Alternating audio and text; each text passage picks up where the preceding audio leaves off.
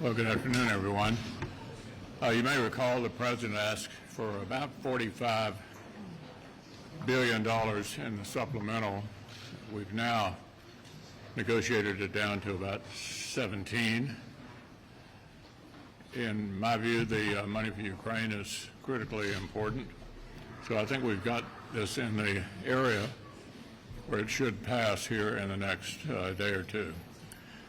And then you're going to all say goodbye to us, and we're going to go out and slug it out for the next 6 weeks.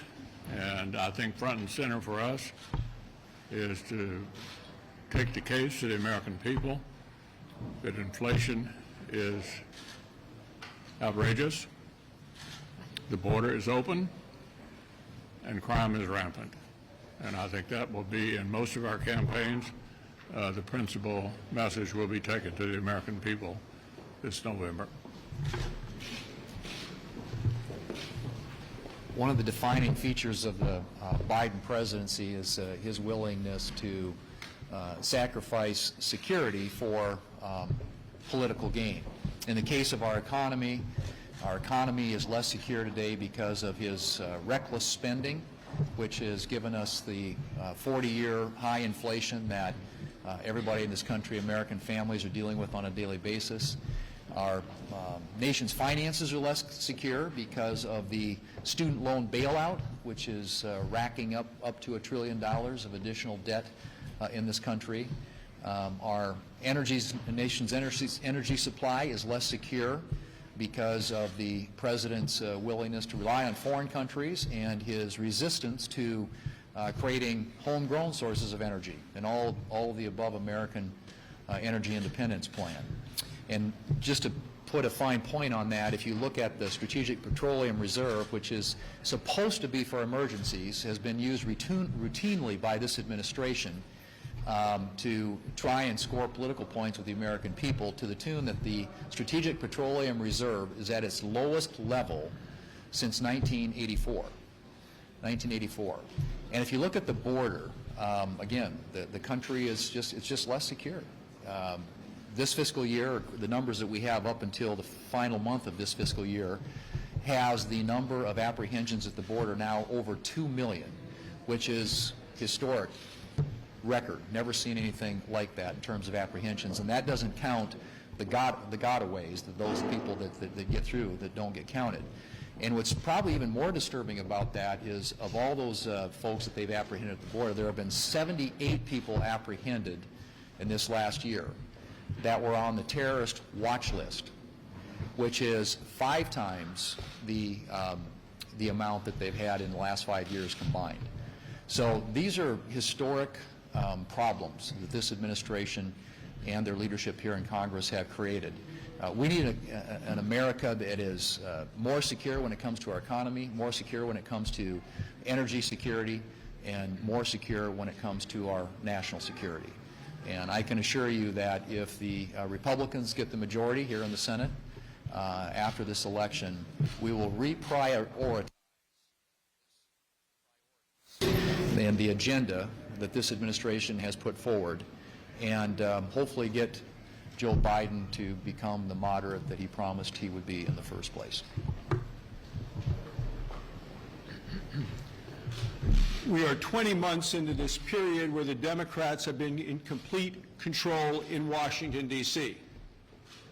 So where are we? Well, we're at the worst inflation in the history in 40 years. You have a great majority of Americans saying that the country is on the wrong track and is coming off the rails. 25-year high of murder in states across the country. We've seen a porous border. And a really disgraceful and deadly evacuation from Afghanistan. So where were we when Joe Biden came to office in January of 2021? Gas prices were $2.35 a gallon. Inflation was negligible. Under Joe Biden, prices are now up over 13% since the day he came to office. And families cannot afford to fill their grocery cart and their gas tank in the same week. People are really hurting and struggling as they see their savings, their retirements melting away. And then Kamala Harris goes on TV and says the border is secure.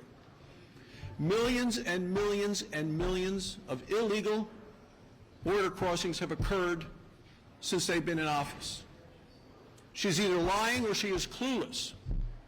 When you look at the amount of fentanyl coming across the border and the deaths, over 100,000 Americans dead from fentanyl brought in by drug cartels, and the vice president thinks everything is fine at the border. And then the Democrats went on this reckless tax and spending spree. But they didn't spend on issues that were important to the American people. They ignored inflation, ignored affordable energy, ignored crime, and ignored the border. And the money they poured onto the economy and the spending added to make inflation worse. There are Democrat economists who are very well respected, who said to the House and said to the Senate and said to the White House, do not do this. This is going to be bad for the economy. It's going to be bad for inflation. And the Democrats in the House and the Senate and the White House just ignored them. And then Joe Biden goes on television on 60 Minutes and is dismissive of the inflation that is hitting the American people because he's that far out of touch. So here we are, 20 months later. This is the nation where people all across the country feel that they have been forgotten, ignored, and betrayed by the Democrats. The Democrats in the House, Senate, and White House have failed the American people, and voters will have a chance to express their opinion on this in 6 weeks. Well, folks, I'm one county shy of completing my 99-county tour, so just one remaining county. And this last Monday, I was able to start the day with a group of law enforcement officials in northwestern Iowa in O'Brien County. And these law enforcement officials that came together, they wanted to talk mostly about drug trafficking. And so we started with the normal conversation centering around methamphetamine. That's still the #1 drug of choice in Iowa. However, what was new to this recurring conversation is that we are seeing more fentanyl in Iowa. And this is a real issue. They are very worried about what this is doing to our communities. So I asked them, okay, where is it coming from? Yes, you know where I'm going with this. It's the wide open southern border. And they said this administration's inability to stop the flow coming in from our southern border is poisoning our Iowa communities. It flows up Interstate 35. It hits other highways and byways all along the way, including I-80, and it runs all across the United States. So we have got to do something about this. I've got a couple different common sense solutions that would help curb this. One is charging those distributors who knowingly deliver products tainted with fentanyl, charge them with felony murder. The second thing is there's a lot of spotters along our border working for the drug cartels, and it is imposing steeper fines on those that are spotters, enabling the cartels, as well as a maximum prison time of up to 10 years. We've got to get serious about this, folks. Our children are at risk, our populations are at risk, and we're knowingly allowing it to happen here in the United States by not closing up our border and enforcing stiffer penalties with the drug cartels and their enablers. Leader McConnell. Yeah. Leader McConnell. Chad. There's a proposal in the House that deals with stock trades by members. To what degree do you think members should be allowed to trade stocks, and should any of those limits go to family members or even staff?